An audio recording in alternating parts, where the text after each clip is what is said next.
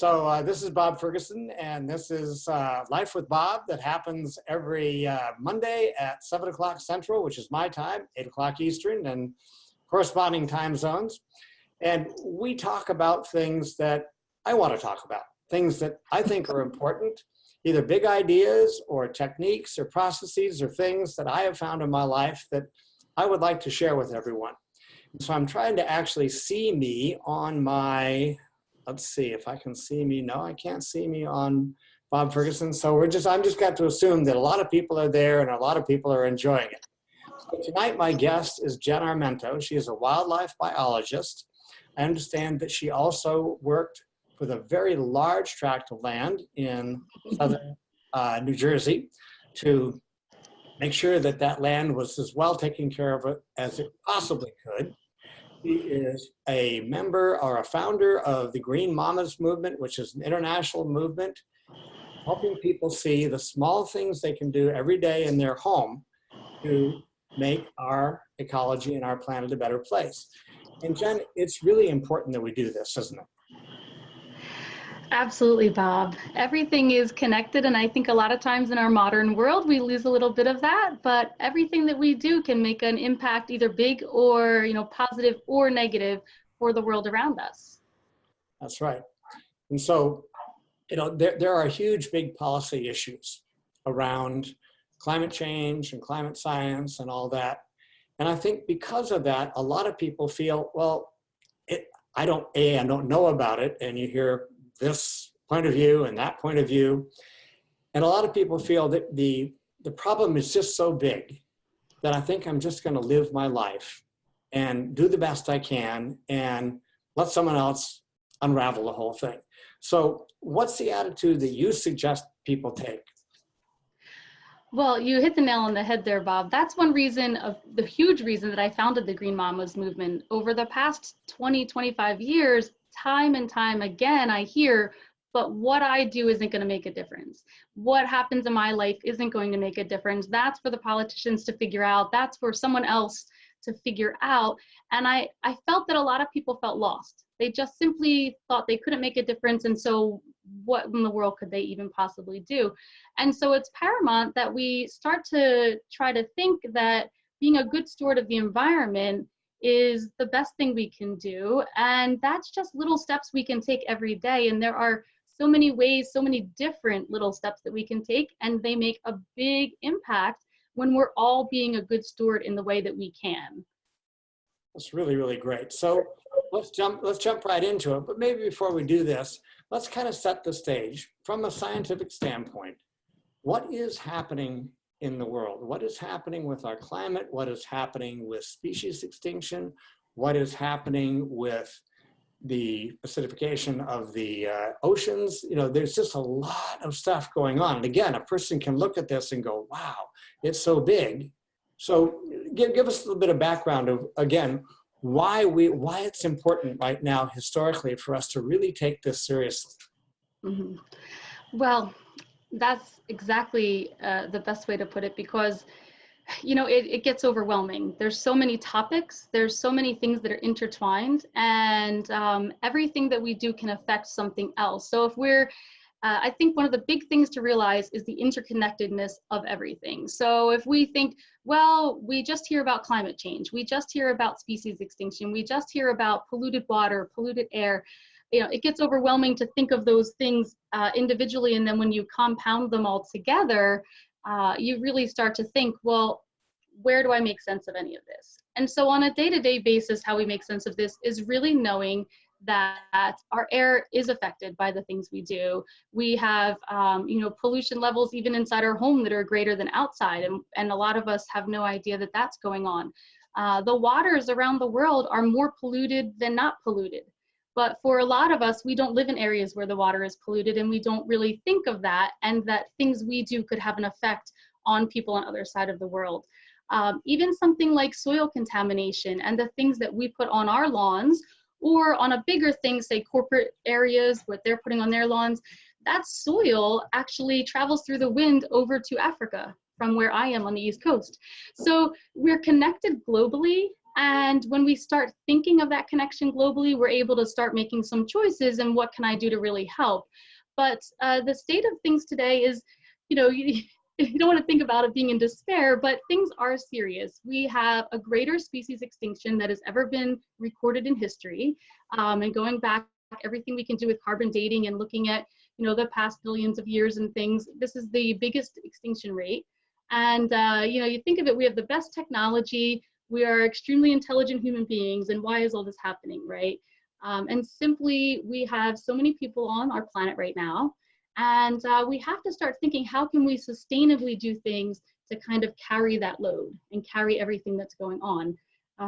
Species diversity is very important, whether you're talking about the animals, that's always a hot topic. People love to think of the large animals and everything, but even as far as plants, whether you're talking agricultural food plants or just the different plants that various insects need to be able to survive. So there's a wide array of topics, and then a surprisingly large amount of things that we actually can do and be aware of on individual basis. And in terms of species, there are as many species beneath the ground as there are above the ground. And so we need to do things that take care of our species that live in the soil, that actually turn dirt into soil.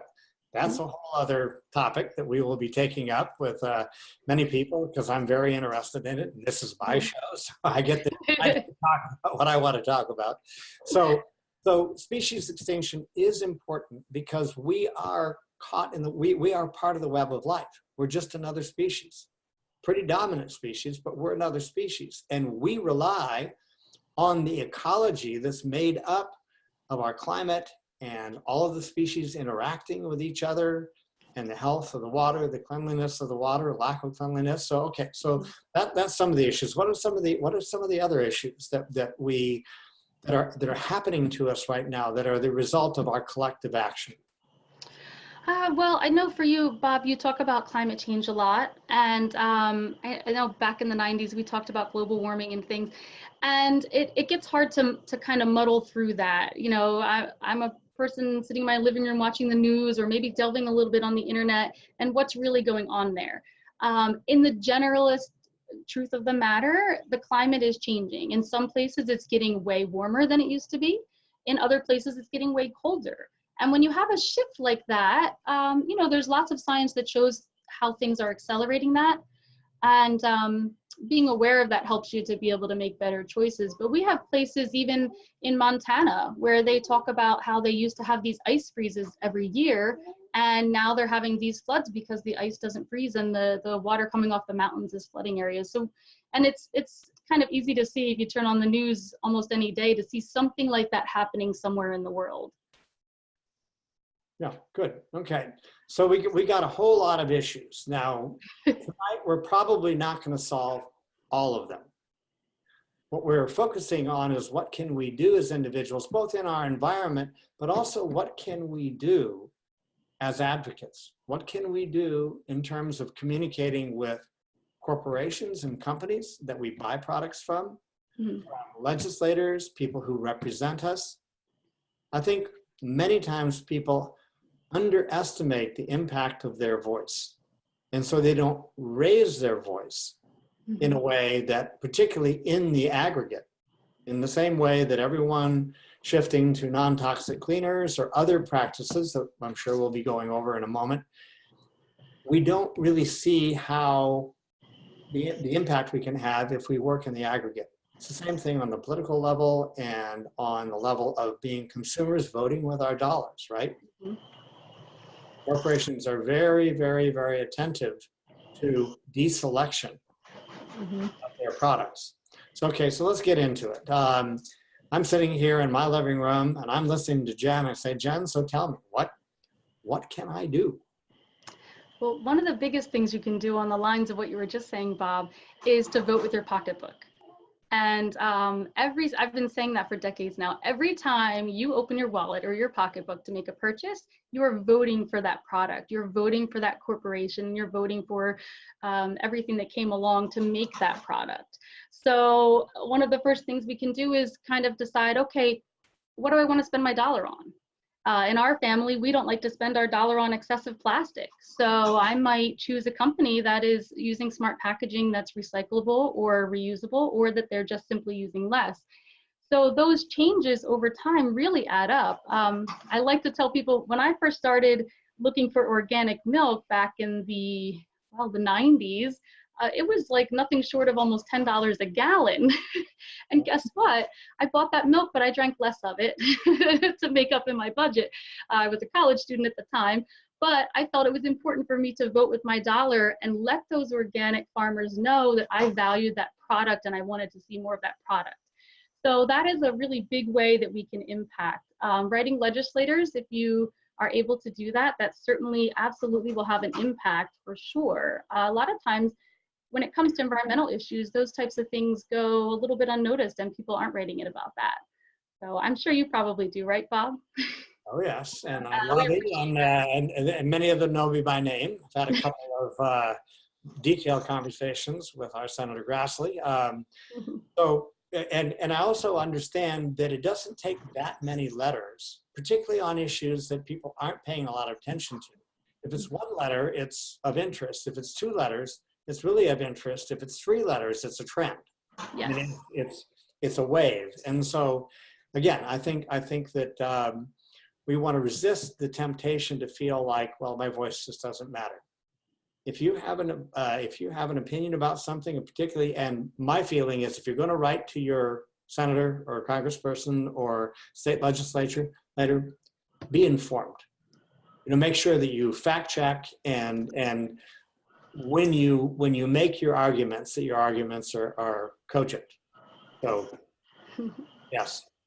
Absolutely. There are other ways we can make a difference too. Of course, voting with our pocketbook is one. And what our family did for a while, we have a 8-year-old and a 2-year-old, and my husband and I have been married 15 years now. So let's just say 15 years ago, he wasn't quite as up on some of the environmental issues that might be important to me.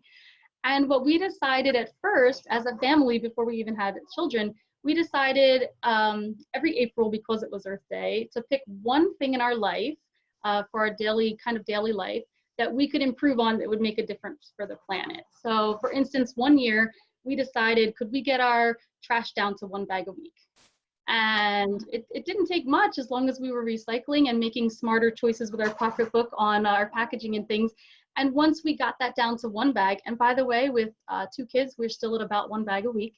But once we got that down, thanks, then we said, okay, well, can we further this improvement, and can we find a trash bag that is actually biodegradable in a landfill? And through much research and trial and error, and probably 12 different brands of trash bags, we found one we could use. So now we know that we've got less trash from our family, and it's actually going to biodegrade in a landfill. And that might seem— You mind sharing the brand name with us? Oh, sure. Right now we use Green bags, Green Legacy bags. The original one that we absolutely were in love with, the company doesn't make them anymore.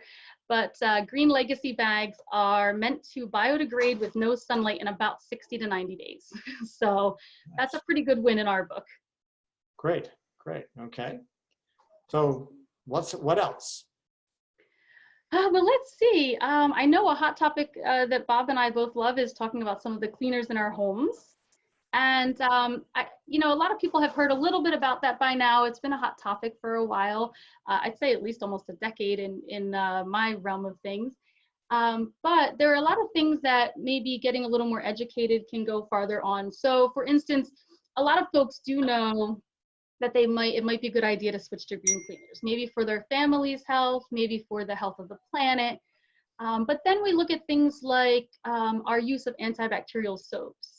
And here's something, Bob, if you'd like me to give this as an example, that directly affects wildlife, actually. I don't know if you have heard about this. Yes, I have, but let's clue everyone else in.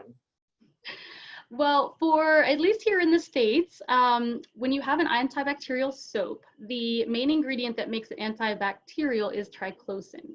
And so triclosan has a couple of things going on with it. It's very toxic to the environment. It's toxic to human health as well, but let's talk about the environment for a minute. When you are using the antibacterial soap and washing your hands, of course, the water is going down the drain. And so what we've seen over time now, it's been a couple decades that this product has been out, this triclosan, and that's pretty much the main ingredient. So no matter what brand of antibacterial something you're buying, I know they even have it like you can buy a clipboard now with this antibacterial because triclosan is leaching out of it to kill things. But truth is, regular soap kills 99.9% of germs. So you're pretty good as long as you wash your hands and sing the alphabet or happy birthday. Then you're pretty good, you're clean. But we have had so much of this triclosan get into the waterways now that we have actually found hermaphroditic fish. And this is directly, they have done the science, they've ran the research, they've ran the tests. It is directly because of the chemical triclosan. And that has, if you think about, most of us know what a food chain is, or we've heard of a food chain. And if you think of the ramifications of now having a species changed, its actual DNA changed, you really have to start to wonder, what are we doing here and what else is going to happen?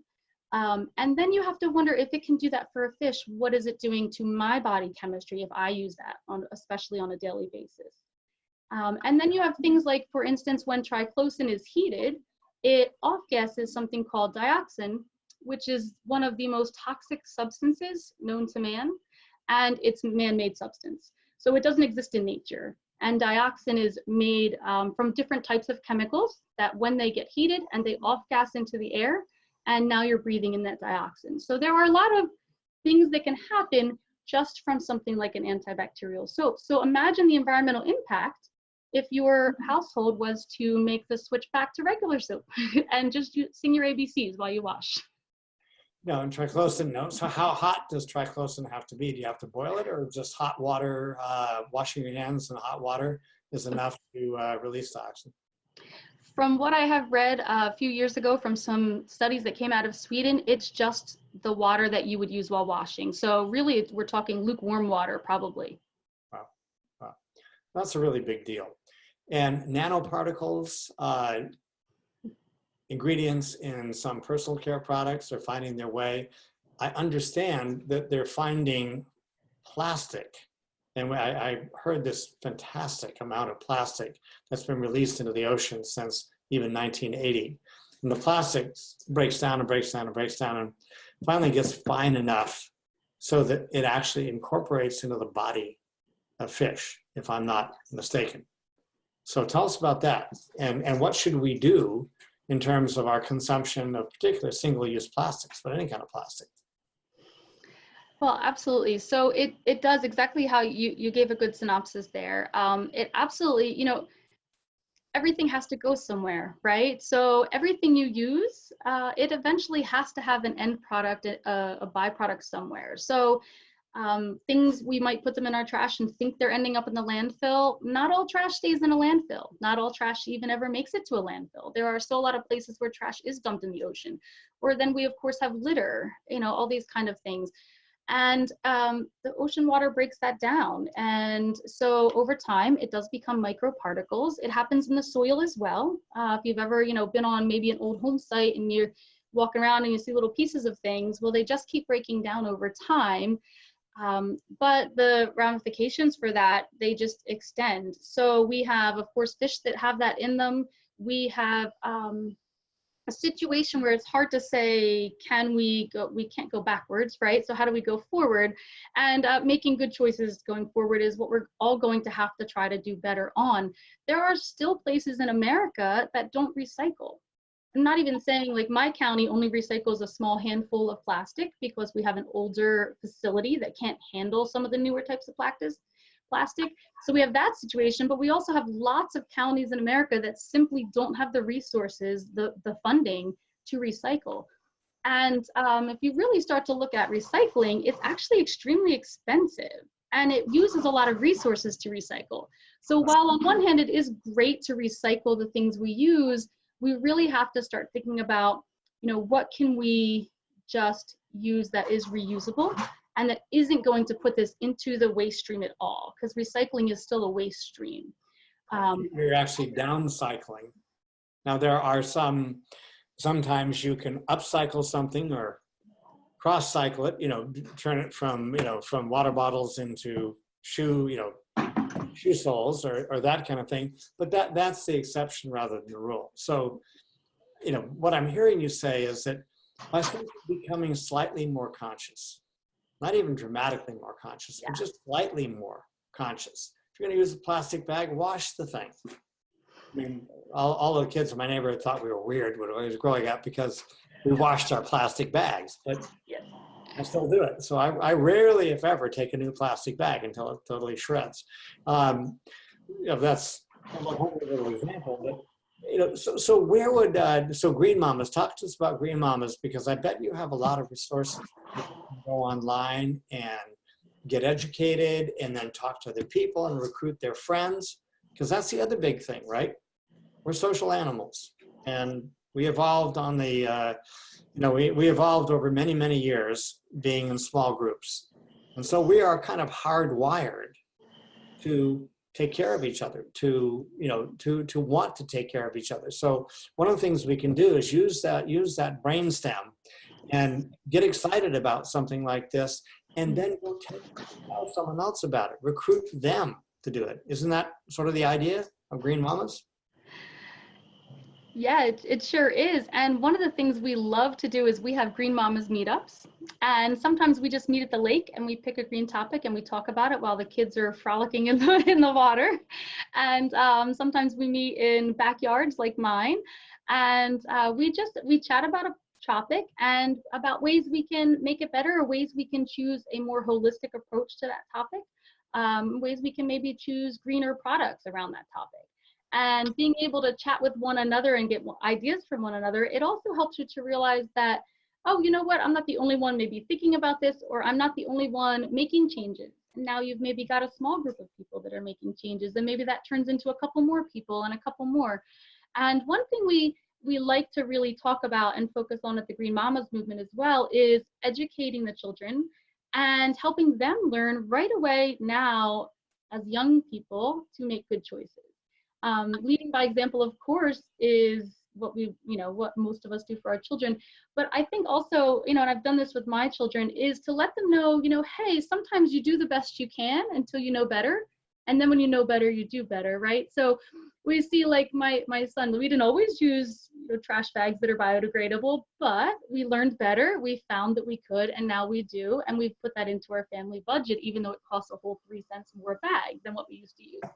Yeah. So passing this on to the children and getting the children out into nature. I think a lot of us do get disconnected, maybe because of the way we live or where we live, but getting the kids out, touching soil and learning about the pollinators and maybe even planting a flower or a tree, it helps them to really connect because they so naturally connect anyway. And then it helps us reconnect. And from that can become a love of taking care of those things, and it goes right back to what we were saying in the beginning about being a good steward, and that there's so many ways to do that. One of the concepts I'd like you to address, Jen, is that I think a lot of people say, well, things have gone so far.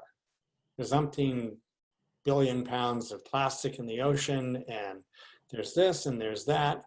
And I do a lot as the executive director of the Sustainable Living Coalition here in Fairfield. We do a lot with regenerative agriculture. Mm-hmm. And we were just had a speaker at our Earth Day celebration on Saturday, Ray Myler, who has a border farm, a little 10-acre border farm that does water mitigation.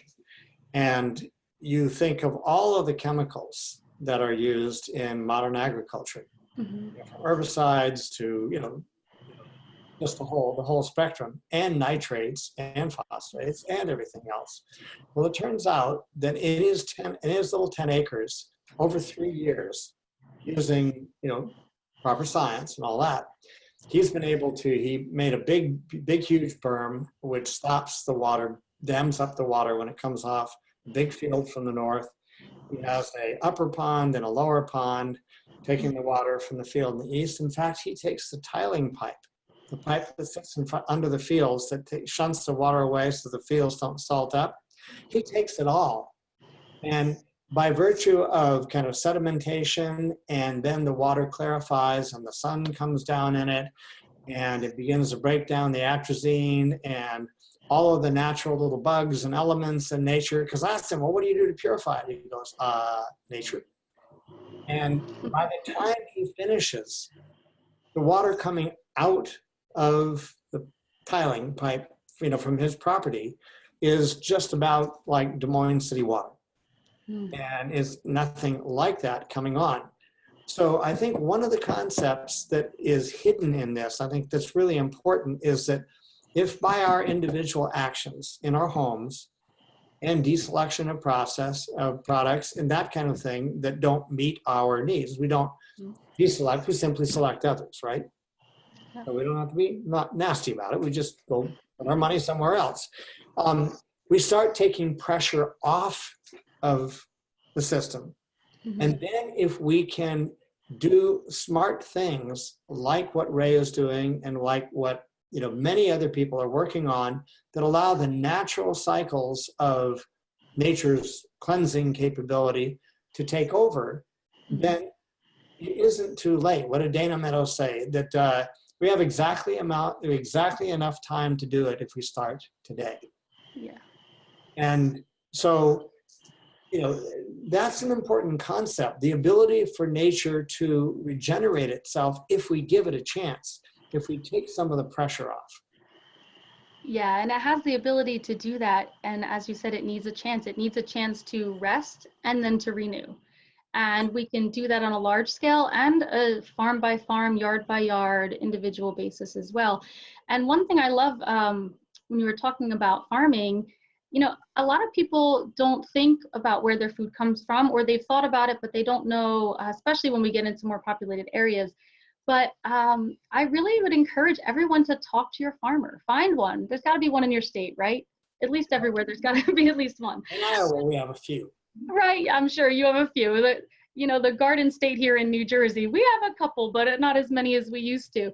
But just this past weekend, for example, I was over at Russo's, our family farm here in Tabernacle.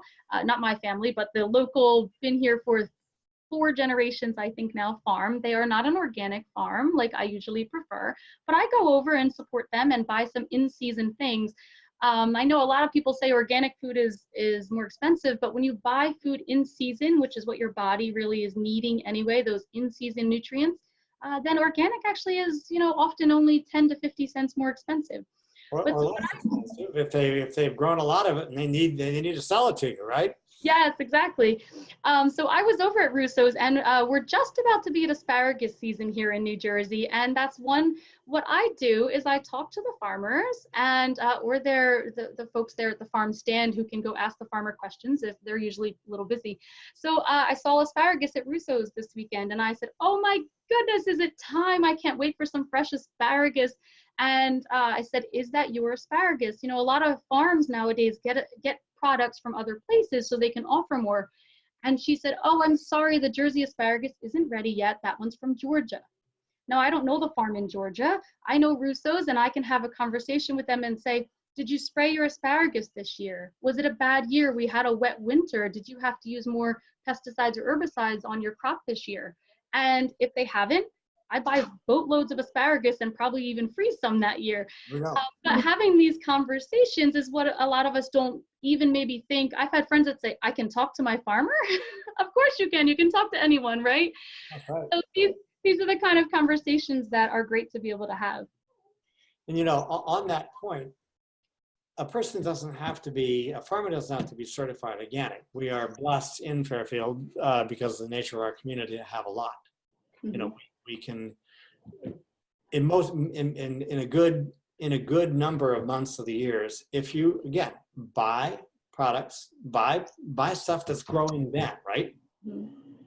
You buy stuff in season, and if you know your farmer, whether a farmer is USDA organic certified or not, or they simply following those practices, Yes, you can really, really support the people who are treating the land the way it should be and growing nutrient-dense food, which is better for us, right? I'm about to lay down a track for a presentation that shows some slides from the Food Security Institute. It shows that the amount of iron in apples last century, 1900, has gone down like 96%. wow. So when's an apple? When's an apple an apple?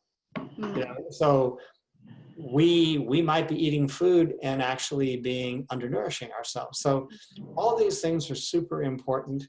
We could probably go on and on and on, but tell us more about how has Green Mama, because this is important to me, how things grow and develop and become networks and become powerful is really important when we're looking at how to shift and move things, not decrying the past. It's saying the past is the past, not anything we can do about it. We need to go from where we are to where we want to go. Mm-hmm. So how many people are in the movement and kind of what's happened since you founded it? Well, it's still freshly new. We're still getting our online presence, I guess you would say, but we've really just been having a big response here in New Jersey. We have some Green Mamas in Malaysia and Australia, and one over in Poland, chatting with folks. The interesting thing is, you know, I often say if you want to make a change, empower a group of mama bears, right? We really know how to spread some word. What I've seen in our community is, you know, going from like myself and my friend Suzanne, who kind of got this whole thing rolling about 4 years ago.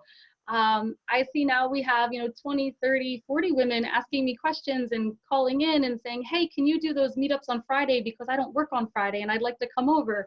And that's what's nice to see. And so we're starting to get to a point where now folks want to have some meetups in their own communities and they want to spread those messages. And there's, you know, what did Margaret Mead say? A few thoughtful, committed citizens can't change the world, right? The only thing that I think the quote was something like, never doubt that a few thoughtful, committed citizens can change the world. In fact, that's the only thing that ever has. There you go. Exactly. Exactly, Bob. Yes. Thank you. Create a change.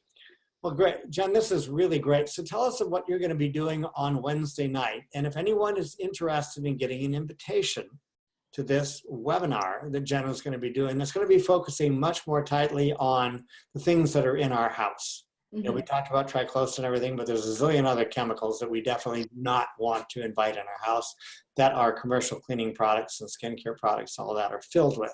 So when are you going to be showing up and where? So we will be online on Wednesday at 8:30 Eastern Time. And we'll be talking a lot more that night about specifically household toxins and what's in your cleaning products and related products. So we'll be starting with kind of the problem, which really there's about 81,000 different chemicals that could be lurking under your sink. And only 20% of them have been tested for toxicity. And none of them have been tested to cross with each other. So we're going to be chatting a little bit about the problem and some of the health problems that can arise, because we do have a fair amount of proven health problems that can arise from the off-gassing of these chemicals. And we'll tell you what that means when a chemical off-gasses from your cleaners and what the health risks from that can be. And we'll use about 6 of them to give an example. And then we'll chat about some greener options and some really easy options. And ironically, a lot of times these greener options are a whole bunch cheaper than what you're getting out in the supermarket or the big box stores when you go to get some products to clean your house. We'll give away a couple little secrets, like for instance, there's a couple products where you're paying like $4 for mostly water. There's like this much cleaner in it and a lot of it is water. So we're gonna talk about also some of the environmental impacts of changing over to some concentrated things that actually really do the job better than a lot of others. So we'll be chatting for, I think, about 45 minutes-ish, maybe an hour. About 45 minutes, right? And there's going to be quite a few people in attendance. So if anyone wants to join that, you can send me a message. If you're not a friend on Facebook, go to my personal profile and ask me to be your friend. And then I will send you the link. Or if you want to send me an email, it's Bob. My short email is bob@fergleads, FERGLEADS.com. And I'd love to hear from you on Facebook, LinkedIn, Twitter, email, smoke signal, call if you want, In fact, if you want to call me, my cell number is 913-208-6357. So there's no excuse for not connecting. So, Jen, this has really been fantastic. We had a great time years ago doing a conference call together, and I think it's really important stuff, isn't it? For sure, Bab. Thank you for having me. It really is important to have conversations like this because the ripples that can stem from it are far and wide reaching. So I really appreciate you having me on. Thank you. Very good. And to all my friends on Facebook, I'm sorry I haven't figured out how to get you on my phone so I can say, hi, Sam, or, you know, all that kind of stuff that people do who do lives. So I'm just going to have to assume that someone saw this. And if they didn't, we'll do a watch party. And so they'll have another opportunity. Okay, Jen, thank you very, very, very much. I really appreciate it. Okay, Absolutely. take care. Thank you. Happy Earth Day, everyone. Yes, happy Earth Day.